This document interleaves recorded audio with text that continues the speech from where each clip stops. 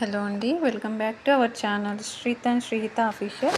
ముందుగా ఎవరైతే నా ఛానల్ ఫస్ట్ టైం చూస్తున్నారో వాళ్ళు సబ్స్క్రైబ్ చేసుకొని సపోర్ట్ చేయండి. ఇవాళ నేను చేయబోయే రెసిపీ జొన్న పిండితో దోశ.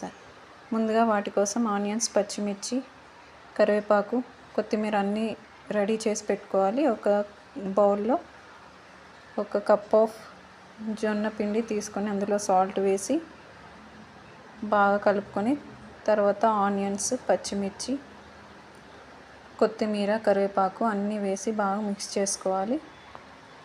దాంట్లో తగినంత వాటర్ కూడా వేసుకొని పల్చటి పిండిలాగా మనం రవ్వ దోశ ఏ విధంగా చేసుకుంటామో బ్యాటర్ అదే కన్సిస్టెన్సీలో కలుపుకోవాలి. తిక్గా ఉండకూడదు, మరీ జారుగా ఉండకూడదు. తిక్గా ఉంటే దోశ సరిగా రాదండి. కొంచెం జారుగా ఉంటే కూడా సరిగా రాదు. అదే మనం రవ్వ దోశ ఏ విధంగా చేసుకుంటామో అదే విధంగా పిండి కలుపుకొని ఒక 5 మినిట్స్ పక్కన పెట్టుకోవాలి. పెట్టుకుంటే అప్పుడు దోశ బాగా వస్తుందండి. ఇప్పుడు ఒక ప్యాన్ తీసుకొని స్టవ్ పై పెట్టుకున్న తర్వాత ఆయిల్ వేసి టిష్యూతో కానీ ఆనియన్తో కానీ బాగా రబ్ చేస్తే దోశ బాగా వస్తుంది.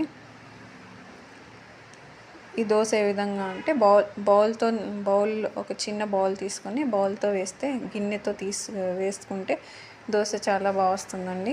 మనం ఏ విధంగా దోశ వేసినట్టు వేస్తే ఈ దోశ రాదు. ఒక బౌల్తోని పిండి తీసుకొని రవ్వ దోశ ఏ విధంగా వేస్తామో ఫస్ట్ కార్నర్స్కి వేసుకొని తర్వాత మిడిల్లో వేయాలి. ఎందుకంటే మిడిల్లో తొందరగా కాలుతుంది. అందుకే ఫస్ట్ కార్నర్స్కి వేసి తర్వాత మిడిల్లో వేసుకుంటే దోశ సైడ్స్ కూడా బాగా కాలుతుంది.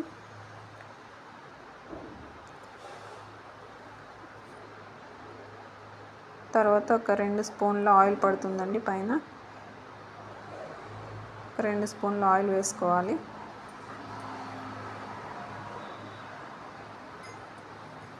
తిక్గా వేసుకుంటే దోశ రాదు. అందుకే బ్యాటర్ బాగా కలుపుకోవాలి. రవ్వ దోశ ఏ విధంగా కలుపుకుంటామో రవ్వ దోశకి బ్యాటర్ అదే విధంగా కలుపుకోవాలి. సిమ్ టు హైలో మీడియంలో పెట్టుకోవాలండి. స్టవ్ హై పెట్టుకుంటే దోశ మాడిపోతుంది. థ్యాంక్ యూ అండి. Thank you for watching.